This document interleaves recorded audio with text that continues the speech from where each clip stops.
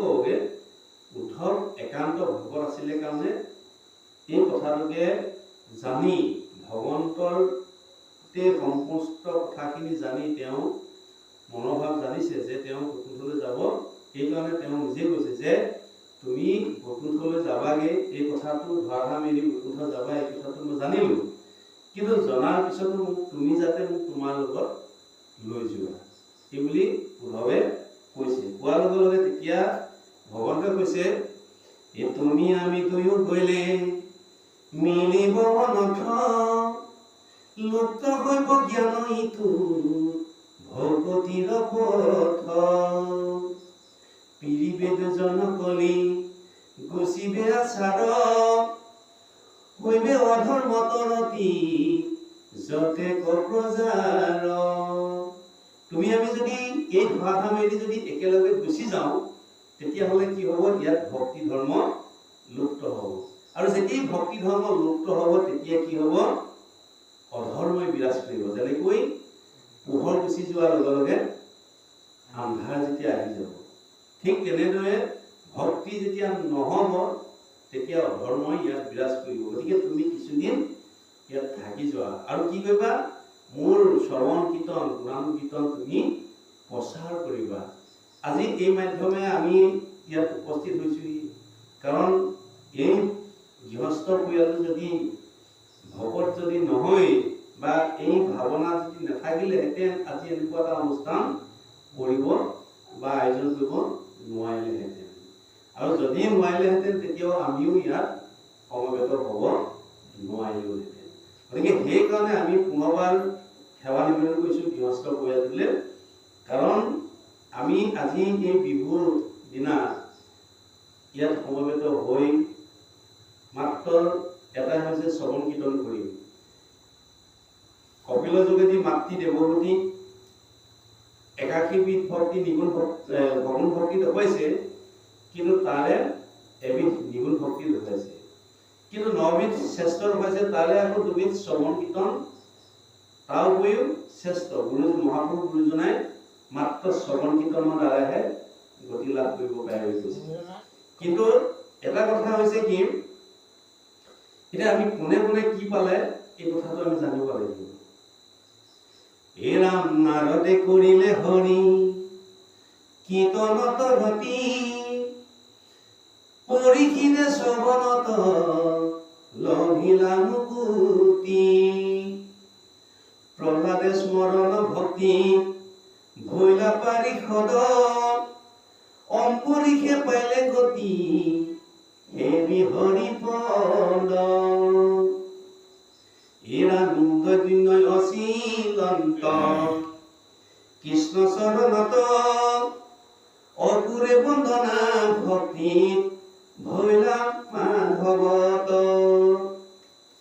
বলি ৰজাই ব্ৰাহ্মণত আত্মনিবেদিলা, উদ্ধৱে দাসত কৰ্ম কৃষ্ণত কৰিলা, কৃষ্ণ হমে কৰিলন্ত অজুনে সখিত, এহি নৱবিধ ভক্তিত ভৈলা বিদিত।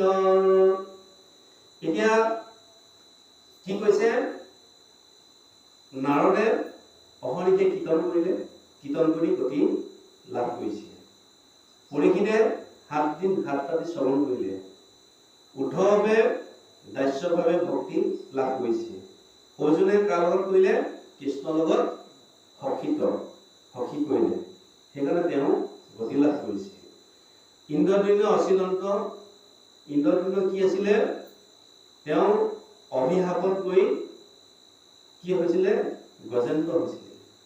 সেইকাৰণে গজেন্দ্ৰ হৈ তেওঁ সুন্দেমেৰে পদ্মপুত্ৰ যেতিয়া গাহে মানে পানী খাবলৈ যাওঁতে গাহে যেতিয়া ধৰিলে, তেতিয়া তেওঁ এই গাহৰ পৰা ৰক্ষা পাবৰ কাৰণে বংশ পৰিয়ালৰ ৰক্ষা নকৰিলে, মাত্ৰ গাহৰ পৰা তেওঁ কেনেকৈ সুন্দেমেৰে পদ্মপুত্ৰ ওপৰৰ পৰা তুলি গজেন্দ্ৰে শৰণলৈ টানি ধৰি বুলি তেওঁ চৰণত সেৱা লোৱাৰ কাৰণে তেওঁ গতি মুক্ত লাভ কৰিছে।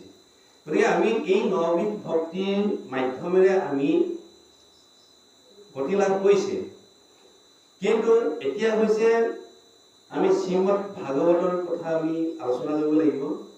কাৰণ ভাগৱতৰ কথাটো আমি জানিবলৈ যাওঁতে প্ৰথমতে আমি ভাগৱত ক'ৰ পৰা আহিলে, ভাগৱত কি, এই বস্তুটো অকণমান আমি ধৰিব লাগিব। কাৰণ যেতিয়া প্ৰভু ভগৱন্তই কাক দিলে? ব্ৰহ্মাক দিলে। 4টা শ্লোকত ভাগৱত প্ৰদান কৰিছিলে। ব্ৰহ্মাই দিলে নাৰদক, নাৰদে দিলে ব্যাসক, ব্যাসে দিলে শুকক, শুকে পৰীক্ষিতক 7 দিন শ্ৰৱণ কৰিছিল। এতিয়া প্ৰথম স্বৰূপ ভাগ হৈছে জগতৰে পূৰ্বময়ী ঠাকু মাত জান, কাৰ্যৰ কাৰণ কিছু নাছিলে কোৱান, মোক মাত্ৰ দেখিলে ক সৃষ্টিৰ মধ্যত, যত দেখা শুনা হবে মই বিচাৰত, মই অৱশেষে থাকো থাকো অন্তৰত, কুণ্ডল ভাঙিলে যেন শুনা স্বৰূপত। জগতৰ পূৰ্বতে মই আছিলো, ভগৱন্তই ব্ৰহ্মাক কৈছে জগতৰ পূৰ্বতে মই আছিলো, বৰ্তমান মই আছো আৰু ভৱিষ্যতে মই থাকিম। যেনেকৈ সোণৰ পৰা বিভিন্ন কুণ্ডল বনাব পাৰে, সেই সোণ যদি পুৰি দিয়া হয়, সেই কুণ্ডল যদি পুৰি দিয়া হয় পুনৰ সোণেই হ'ব। ঠিক এই বিশ্ব ব্ৰহ্মাণ্ডখন মোৰ পৰা সৃষ্টি হৈছে আৰু শেষত মোতেই লীন যাব। 2 নম্বৰ হৈছে অবস্তুক দেখাবয় বস্তুক আৱৰি, এহি মুখুৰ মায়া জানা নিষ্ঠ কৰি, নাথাকিতো দেখি যেন চন্দ্ৰমাদুতয়, থাকোত ৰাহুক যেন কেহুনে দেখয়, সেই মতে মায়াৰ কৰি ঈশ্বৰক, আশাৰ বিষয় মাত্ৰ দেখাৱে জীৱক। অবস্তুক দেখাৱে বস্তুক আৱৰি, ইহিকে মুহুৰ মায়া জানা নিষ্ঠ কৰি। যিটো আজি আছে কাইলৈ নাই, সেইটো হৈছে মানে সেইটো হৈছে অবস্তু মায়া। বস্তু কি হৈছে? গুৰু বস্তু, দেৱ বস্তু, নাম বস্তু, ভকত বস্তু নাই। সংসাৰত যিবিলাক মানে আমি দেখি আছো সেইখিনি হৈছে মায়া, যিবিলাক সদায় মাৰ প্ৰতি নেতিবাচক নাই, ইয়াৰ প্ৰতি ইতিবাচক আছে। যিটো আজি আছে কাইলৈ নাই, সেইটো হৈছে মায়া। সেইকাৰণে ভগৱন্তই প্ৰথমতে মায়া সৃষ্টি কৰিছে, আৰু ব্ৰহ্মাই প্ৰথম সৃষ্টি কৰোঁতে পঞ্চ প্ৰবাহ অবিদ্যা তাৰমানে মায়া সৃষ্টি কৰিছে। তামিশ্ৰ, অন্ধতামিশ্ৰ, মোহ, মহামোহ, এনেকৈ 5 বিধ ব্ৰহ্মাই সৃষ্টি কৰিছে। সেইকাৰণে আমি বাকীটো ভাগ যদি সময় হয় অলপ ধৰিম পিছতে। এতিয়া আমি ভাগৱত ক'ৰ পৰা আহিলে কি কথাটো এতিয়া আমি জানিব লাগিব। প্ৰথম স্কন্ধ ভাগৱততে সম্পূৰ্ণ উল্লেখ কৰিছে, যেতিয়া নাৰদ যেতিয়া ব্যাসদেৱ বদৰিকা আশ্ৰমত উগুল থুগুল মনেৰে বহি আছে, মই কলৈ যাওঁ, কি কৰোঁ, মনত কোনো শান্তি ভাৱ নাছিলে, তেতিয়া সেই সময়তে নাৰদ তাত উপস্থিত হ'ল। আমাৰ জ্যেষ্ঠজনে জানে বাৰু কথাটো। তেতিয়া জনাৰ লগে লগে যেতিয়া নাৰদ তাত উপস্থিত হ'ল, উপস্থিত হোৱাৰ লগে লগে তেতিয়া ব্যাসদেৱে ভক্তিভাৱে সেৱা জনাই, প্ৰাৰ্থনা জনাই বহিবলৈ দি ক'লে যে সেই গুৰুদেৱ, মই 17খন পুৰাণ ৰচনা কৰিলোঁ, মই বেদৰ ভাষা ভেদ কৰিলোঁ, মই চিন্তা কৰাৰ লগে লগে ব্ৰহ্মই মানে ভগৱন্তই মোক দেখা দিয়ে, তথাপিতো মই মোৰ মনটো কিয় উগুল থুগুল মন মই বুজি পোৱা নাই। তেতিয়া নাৰদে কি বুলি ক'লে? নাৰদ মহামুনি ব্যাস, তুমিয়ে কৰিলা জগতক সৰ্বনাশ, এই ৰাম আকস্মিতে লোকক হেৰাইলা হিংসা ধৰ্ম, নুবুজিলা তুমিও বে দৰ তত্ত্ব মৰ্ম, নিৰন্তৰে পশুৰুলো পুৱাইলা তুমি প্ৰাণ নাহি মন্দ কৰ্ম আৰু ইহাৰ সমান গৰিহিত কৰ্ম পূৰ্ব লীলা ধৰ্ম বুলি তোমাৰ বচনে লোক নাহিল সমূলি স্বভাৱেলম্পত বিষয় ইয়ত অনুৰাগ স্বৰ্গ পাইলো ভুলি ৰঙে কাটে সংসাগ কৰৈ নানা হিংসা ধৰ্ম নানা দেৱ পূজৈ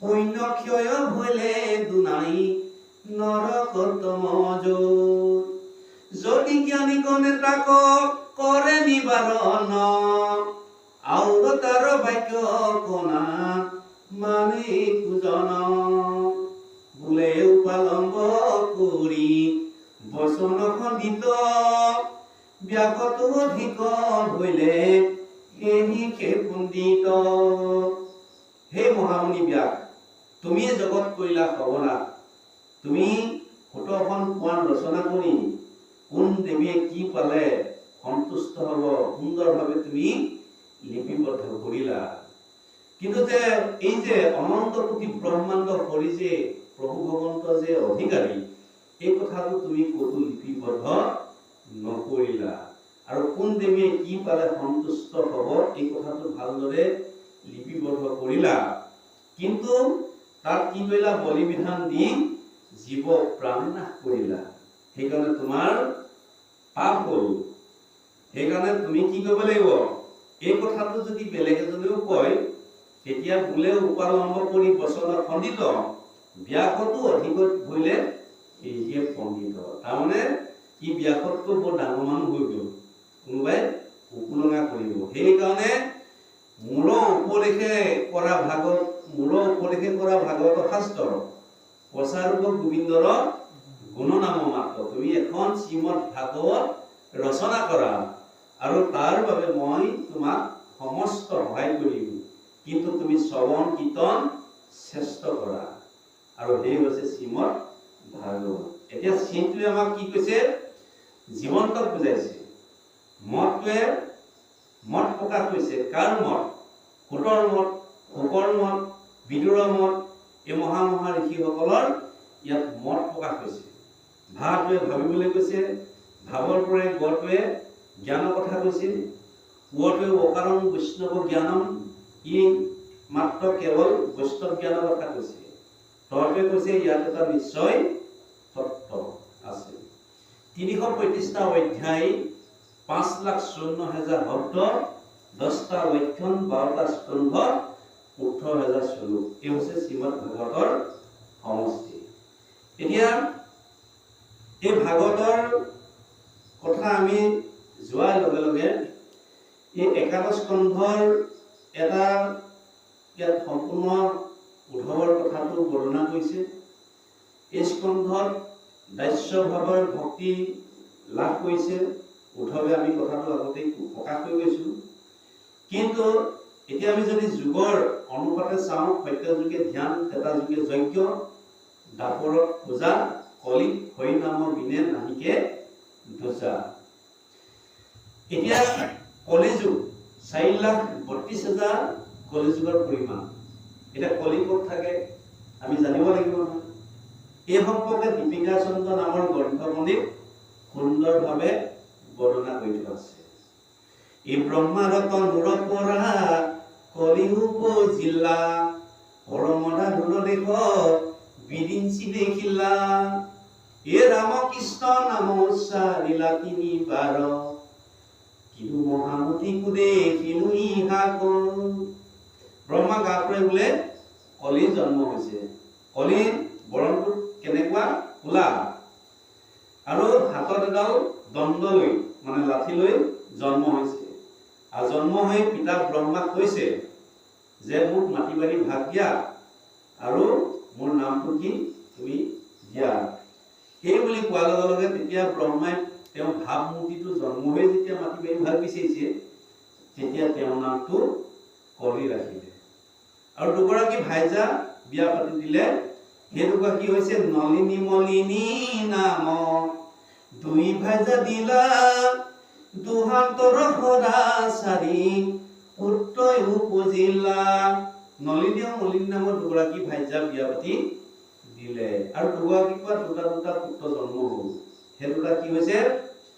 কাম ক্ৰোধ লোভ মোহ চাৰি পুত জাত গৰ্ব অহংকাৰ দুই মন্ত্ৰী যে প্ৰখ্যাত। কাম ক্ৰোধ লোভ মোহ এইকেইটা হৈছে কলি পুতেক, ব্ৰহ্মা নাতি দিয়ে।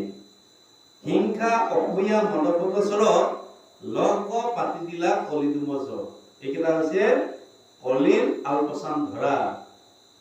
এই 16 জনীয়া যেতিয়া পৰিয়ালটো আহিলে, এতিয়া কলিক মাটি মাটি ভাগ দিব লাগিব যে নহয়।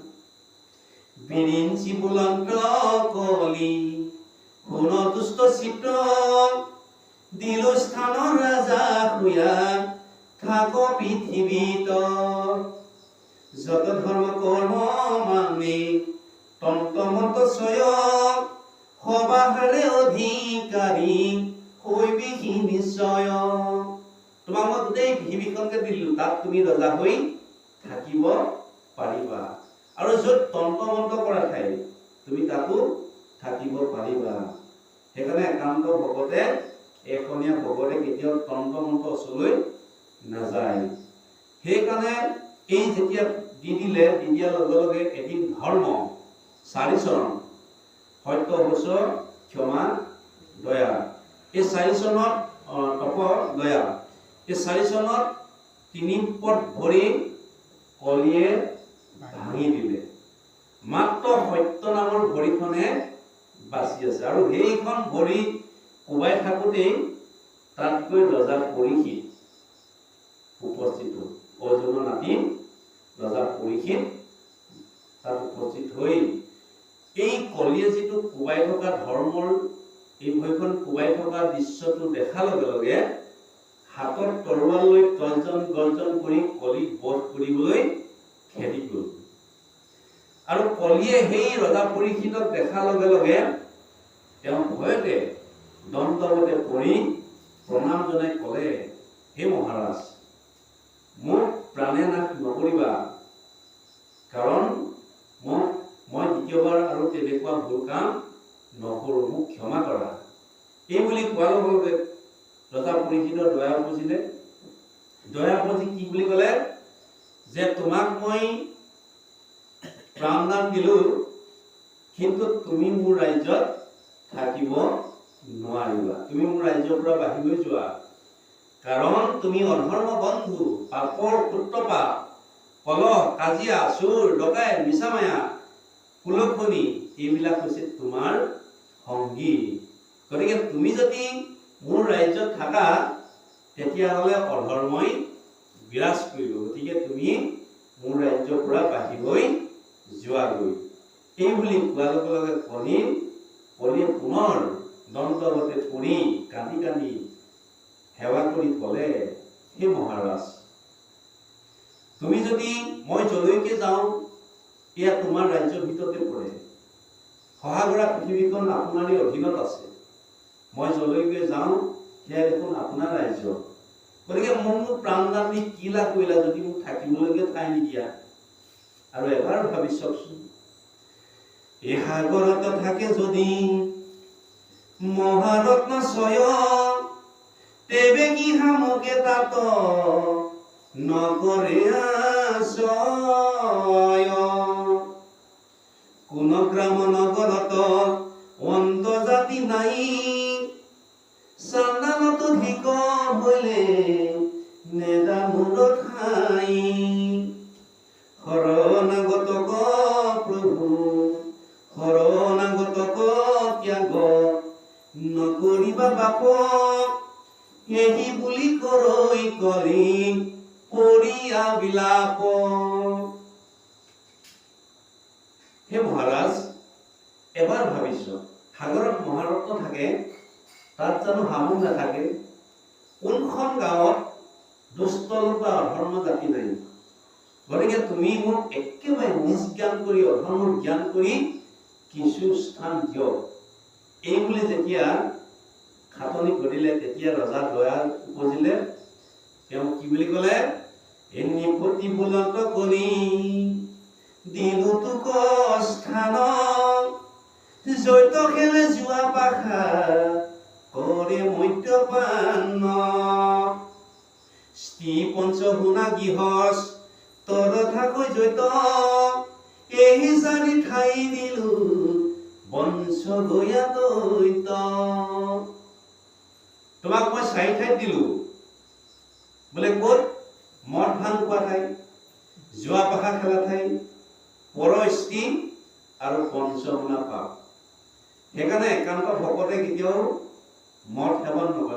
বেলেগ কথা যি এখনীয়া একান্ত ভকতে, ঈশ্বৰৰ একান্ত ভকতে কেতিয়াও মদ্যপান নকৰে।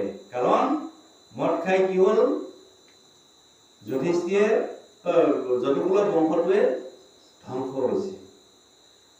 জুৱা পাখা খেলি যুধিষ্ঠিৰে নিজৰ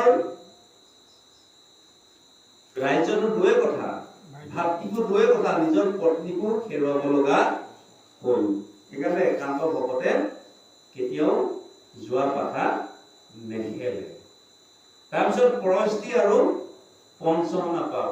পঞ্চশুনা পাপ ভাগ অকণমান আঁতৰাই দিছো, কাৰণ আইসকলৰ বিশেষকৈ গৃহস্থী ধৰ্ম পালন কৰিবলৈ যাওঁতে নিতৌ 5টা পাপ লাগে।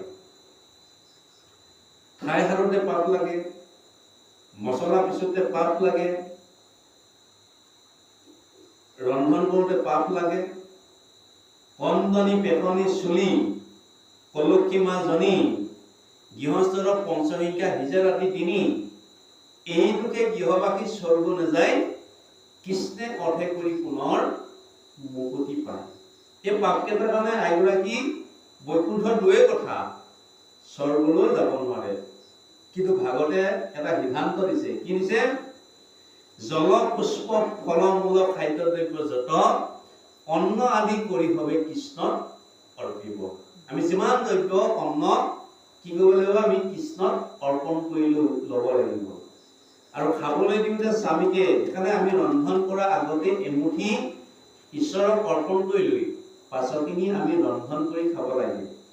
খাবলৈ দিওঁতে স্বামীকে প্ৰমুখ্য কৰি ঘৰৰ আলহী অতিথিক কৃষ্ণ মন্ত্ৰটো উচ্চাৰণ কৰি দিব লাগে। কাৰণ কৃষ্ণ মন্ত্ৰ উচ্চাৰণ কৰি দিলে কি হ'ব? হৰিনাম ভূতাখন পাপ উহাংগন ক্ষণেকতে দহি কৰে চম। হৰিনামে আমাক কি কয়? পাপ খণ্ডন কৰে। হৰিনাম হৈছে মৃত্যু সঞ্জীৱনী, হোমদুৰ হোমংগল, তিতাপ নাশক, মহাধন পৰকালৰ বিদ আৰু ভৱ সিদ্ধিদায়ক। মানে যেই নাম সেই কৰি জানা নিষ্ঠ কৰি। গতিকে সেইকাৰণে আমি কি কৈছে, মানে অন্নত কি আছে? 7 ধাতু সৃষ্টি হয়। অন্নৰ পৰা ৰস, ৰসৰ পৰা তেজ, তেজৰ পৰা মেদ, মেদৰ পৰা মাংস, মাংসৰ পৰা মজ্জা, মজ্জাৰ পৰা অস্থি, অস্থিৰ পৰা শুক্ৰ, আৰু শুক্ৰৰ পৰা সতী সন্তান জন্ম হয়।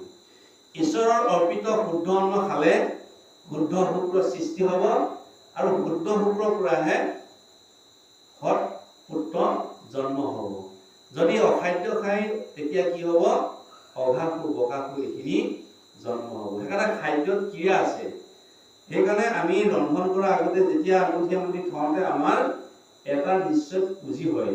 ধৰক সেই পুঁজিটোৰ আমি যদি শ্ৰীমন্ত শংকৰদেৱ সংঘৰ এখনীয়া লোকসকলৰ কাৰণে এটা সংবিধানৰ এটা দফা আছে, সেইটো আমি প্ৰাথমিকলৈ যাব, প্ৰাথমিকৰ পৰা জিলালৈ, জিলালৈ পৰা আঞ্চলিকলৈ যাব, আঞ্চলিকৰ পৰা জিলা, জিলাৰ পৰা মূললৈ যাব। কিন্তু যদিও নাই তেতিয়াহ'লে বা অনুষ্ঠানে বা সংঘ নহ'লেও এটা এটা যদি প্ৰতি গৃহত যদি ৰাখিব পাৰে, তেতিয়া কি হয়?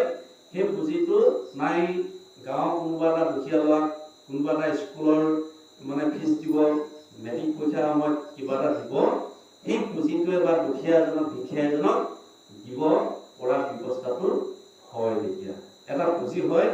গতিকে সেইটো এটা আমাৰ পাপৰ পৰা আমি, তাৰ পৰা আমি কি হৈছে? নিৰাপত্তা লাভ কৰিবলৈ আমাক শাস্ত্ৰই সিদ্ধান্ত দিছে। গতিকে এই 4 ঠাইত দিয়াৰ পিছত কলিয়ে পুনৰ ক'লে, কিন্তু তুমি এনেকুৱা স্থানলৈ যাব নোৱাৰিবা। বোলে ক'ত? জৈত কৰে শ্ৰবণ কি তনকে খবৰ নচাপিবি পাপি হিতু গৃহস্থ ওচৰ কয়া এক কৃষ্ণৰ চৰণত। তাৰমানে তুমি এনেকুৱা এডোখৰ স্থানলৈ যাব নোৱাৰিবা বোলে ক'ত য'ত শ্ৰৱণ কীৰ্তন কৰা ঠাই যিখন গাঁৱত ঈশ্বৰৰ শৰণ লৈছে সেইখন গাঁৱত তুমি কেতিয়াও প্ৰৱেশ নকৰিবা। যদি যোৱা তেতিয়া তোমাৰ মৃত্যু অনিবাৰ্য, তুমি নিজে গম পাবা। সেইকাৰণে আজি শ্ৰৱণ কীৰ্তন হৈছে, ইয়াত কেতিয়াও কলি পৰিয়াল মায়া পৰিয়াল এইবিলাক কেতিয়াও আহিব নোৱাৰে। সেইকাৰণে আমি সদায় পুৱা গধূলি শ্ৰৱণ কীৰ্তন ঈশ্বৰ সেৱা গুৰু সেৱা কৰিব লাগে। তেতিয়া এই 4 ঠাইত দিয়াৰ পিছত তুমি এইটো ঠাইলৈ নাযাবা। নোযোৱাৰ পিছত কি বুলি ক'লে, তেতিয়া কলিয়ে পুনৰ সাধনি কৰিলে, হে মহাৰাজ মোৰ পৰিয়ালটো বৰ ডাঙৰ, মোক এইকণ ঠায়ে কেতিয়াও যোৱা নমৰিব, গতিকে মোক আৰু কিছু স্থান দিয়ক। এই বুলি কোৱাৰ লগে লগে দিলো ভুৱনকো তোক দিলো ভুৱনকো তাক বাস কৰা কলি অধৰ্ম পুষ্টিত তুমি জানতে যায় চলি। তোমাক মই ভুৱনত দি দিলো সোণত, আৰু তুমি অধৰ্ম জাতিটো থাকিব পাৰিবা। এই বুলি দি দিয়াৰ লগে লগে যিখন সংবিধান ৰজা পৰিষদে বনাইছিলে সেইখন সংবিধান ৰজা পৰিষদৰ নিজে ম্যাদত আবদ্ধ হ'ল। কেনেকে হ'ল? এদিন ৰাজভঁৰালত চকু পুৱাই চাই এটা সোণৰ মুকুট দেখা পালে, যিটো মুকুট ভীমে জয়াখণ্ডক বধ কৰি যুধিষ্ঠিৰক দিছিলে, আৰু যুধিষ্ঠিৰে কি কৰিলে, সেই মুকুটটো সুন্দৰভাৱে ৰাজভঁৰালত সজাই থৈছিলে। ৰজা পৰিষদৰ চকু পৰিল, চকু পোৱাৰ লগে লগে পিন্ধিবলৈ মন গ'ল। যিজন ৰজা পৰিষদে কোনোদিন মৃগ মাৰিবলৈ নোযোৱা ৰজা পৰিষদৰ মৃগ মাৰিবলৈ মন গ'ল। সৈন্য সামন্ত লগত লৈ এটা হৰিণৰ পিছে পিছে হৰ নিক্ষেপ কৰোঁতে কৰোঁতে হৰিণক ধৰিব নোৱাৰিলে, শেষত ভাগৰুৱা হ'ল, কণ্ঠ শুকাই গ'ল। এটুপি পানী বিচাৰি তেওঁ শ্ৰমিক মুনি আশ্ৰম পালেহি। আৰু শ্ৰমিক মুনিয়ে কি কৰিছে, একান্ত মনেৰে পদ্ম আসনত বহি ঈশ্বৰক আৰাধনা কৰি আছিলে, ধ্যান কৰি আছিলে। তেতিয়া একাধিক্ৰমে ৰজাই মাত লগালে, হে মুনিবৰ, মোৰ পিয়াহত কণ্ঠ শুকাই গৈছে, গতিকে মোক এটুপি পানী দিয়ক। একাধিক্ৰমে মতা স্বত্বেও ধ্যানমগ্ন মুনিয়ে চকু মেলি চোৱা নাছিল আৰু মুখেও মাত মতা নাছিল। তেতিয়া ৰজাই ভাবিলে যে যাক সহাগৰা পৃথিৱীৰ ৰজাই যাক সন্মান কৰে, সামান্য এজন মুনিয়ে মোক অৱজ্ঞা কৰিছে, অপমান কৰিছে, গতিকে এই বুলি তেওঁ, কাৰণ তেওঁ মুকুটটো পিন্ধাৰ লগে লগে অহংকাৰটো আছেই নহয়, কলিটো লাগিয়ে আছে, এই বুলি ভাবি কাষতে এডাল মৰাহাত পৰি আছিল, ধনুৱাগেৰে আনি শ্ৰমিক মুনিৰ ডিঙিত পিন্ধাই তেওঁ হস্তিনাপুৰলৈ অহংকাৰভাৱে হস্তিনাপুৰলৈ গমন কৰিছিল। শ্ৰমিক মুনি পুত্ৰ চিঙি মুনি তেওঁ বালক, তেওঁ লগৰীয়া মুখে জানিব পাৰিলে যে তেওঁ পিতৃ ডিঙিত মৰাহাত মেৰিয়াই অপমান কৰি থৈ গৈছে, গতিকে তেওঁ এই কথাটো শুনাৰ লগে লগে তেওঁ কৌশিক নদী পানী স্নান কৰি এই বুলি অভিশাপিলে, যি কুলাংগাৰে মোৰ পিতৃ ডিঙিত মৰাহাত মেৰিয়াই অপমান কৰি থৈ গৈছে, আজিৰ পৰা 7 দিনৰ ভিতৰত তক্ষক নাগেৰে দংশন কৰিব বুলি তেওঁ অভিশাপ দিলে। আৰু দি তেওঁ কি কৰিলে, দৌৰি দৌৰি পিতৃৰ ওচৰত পালেগৈ। পিতৃৰ সেই দৃশ্যটো দেখাৰ লগে লগে তেওঁ চিঞৰি চিঞৰি কান্দিবলৈ ধৰিলে। পুত্ৰৰ কান্দোন শুনি মুনিয়ে চকু মেলি চাই হাতটো দলিয়াই দি সুধিলে, হে পুত্ৰ, তুমি কিয় কান্দিছা? তেতিয়া পুত্ৰই কৈছে, সেই পিতৃ, আপোনাক ৰজা পৰিষদে মৰাহাত মেৰিয়াই যি অপমান কৰি থৈ গৈছে, মই সহ্য কৰিব নোৱাৰি আজিৰ পৰা 7 দিনৰ ভিতৰত তক্ষক নাগেৰে দংশন কৰিব বুলি মই অভিশাপ দিলোঁ। তেতিয়া শ্ৰমিক মুনিয়ে কৈছে, হাই পুত্ৰ, তুমি ইমান অন্যায় কাম কিয় কৰিলা? ৰজা সামান্য ৰজা নহয়, তেওঁ মহাগৰ পৃথিৱীৰ তেওঁ ৬১ ৰজা। ৰজা নাথাকিলে প্ৰজাবিলাকৰ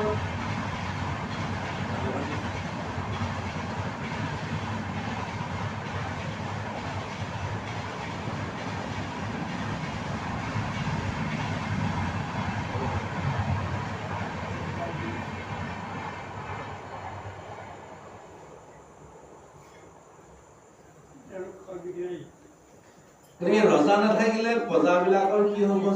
দুখ দুৰ্গতি হ'ব। কোনোবাই ধন হৰণ কৰিব, নাৰী হৰণ কৰিব, পৰস্পৰৰ মাজত হাই কাজিয়া হ'ব। এই ইত্যাদি ইত্যাদি কথাখিনি কৈছে, বুজাইছে। কিন্তু তাৰপিছত কি কৈছে? শ্ৰমিক মুনিয়ে প্ৰভু ভগৱন্তৰ ওচৰত প্ৰাৰ্থনা জনাইছে, পুতেকক কৈছে, হাই তুমি ইমান অন্যায় কাম কিয় কৰিলা? এতিয়া আমি যদি চাওঁ ভাগৱতৰ পৰা আমি কি শিকিবলগীয়া কি আছে বস্তু?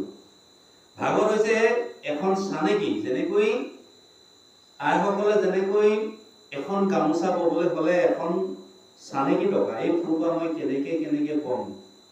ঠিক আমি ভকতি কৰিবলৈ হ'লে, ঈশ্বৰক